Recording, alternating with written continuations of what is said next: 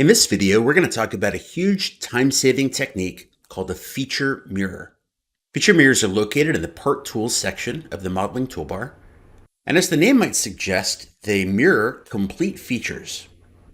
Features are these big entities here, like extrude boss, extrude cut, fillet, chamfer, all of these guys. So it's important to know when you mirror a feature that you're mirroring the feature in its entirety. So for example, if you have a fillet that's targeting multiple faces, you can't just mirror this particular one, right? It's going to try to mirror everything that has to do with the feature. So let's jump into it. We're going to select the mirror tool, and we're going to select our features to mirror. Now we can do this in two ways. We can select them directly from the Design Explorer. And in our case, our goal is to mirror this groove over. So let's go ahead and select that. And we're going to do the mirror plane, and we're going to select this plane. Now you can select planes, any of the three default planes or any other plane that you make, or you can select any flat face as an input here. But in our case, we're going to select this plane, and we're going to press OK.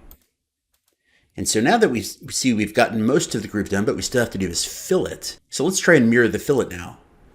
We'll select it just like we did before, mirror plane, and we see that we get this error. It says the selected operations cannot be patterned alone. And this is going to happen when you are trying to pattern a fillet or a chamfer by itself. So the solution here is to edit the mirror that we did earlier by right-clicking it. And then we want to add this fillet onto it so it can be mirrored at the same time as the surrounding geometry. And now we get the fillet output that we expect. The next thing that we'll try to do here is to mirror this hole. And the first thing we'll do is select the hole, and then we'll select the mirror plane, and we get a good result. So let's press OK. And now we're going to mirror the source hole and the mirror operation itself across this mirror plane. And we'll press OK. Now we can see that we've finished this part pretty fast with the addition of just a few mirror operations. And the advantage of doing it this way is really easy editing. So if we were to go in here and edit the sketch for the hole, we can change this value in one place to be maybe 0.5.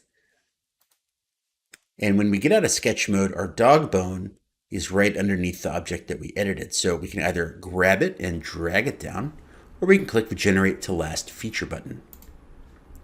Now we can see that all of our holes have been updated. So leveraging mirroring and patterning makes your life easier as a designer because you have to do less work to create the geometry and you have to do less work to update it. In this next example, we'll demonstrate really quickly how you can use planar faces or flat faces as a mirror plane. So here we've selected just all of the features that we have. And earlier we talked about how you can use planes to be the mirror plane, but here we want to use this planar face. So let's go ahead and select that. And we can see it works just like we expect, right? We don't have to use a plane. We can even select up here and get this kind of interesting result. So just be aware, oftentimes it may be easier to select a planar face than to create or use an existing plane. This next example is a little advanced, but it pays to know how it works just in case you need it. In this example, we have an extrusion, and this extrusion wasn't defined with a set depth. Instead, it's defined with a 2 geometry, which means we're going to start at the source, which is a circle, and we're going to extrude this out towards the target, which is in this case, face 6. If this face were to update at any point, this extrusion would also update because it's just going to where it hits the face. So how does this act when we try to mirror it? Well, let's go ahead and mirror over this plane. So we have mirror geometry disabled right now, and it's on by default, and 95% of the time you're going to leave it on. But in this case, we turned it off, and we don't get what we might expect. And that's because instead of mirroring the literal geometry that was a result of this, we've mirrored the recipe to create geometry. So it's kind of like it's made a circle over here, and then it's tried to create another extrude to geometry down, and it's looking for where this face would end up going. So if we were to turn on mirror geometry, we get the result that we would probably more expect. You won't run into this very often, but just be aware that in some cases, some features that you have may be a little bit more dynamic, like to geometry. And in some of those cases, if you disable mirror geometry, you can get a little bit different results than you might expect. That rounds up the lesson on feature mirrors. Getting really good at these is going to save you a ton of time.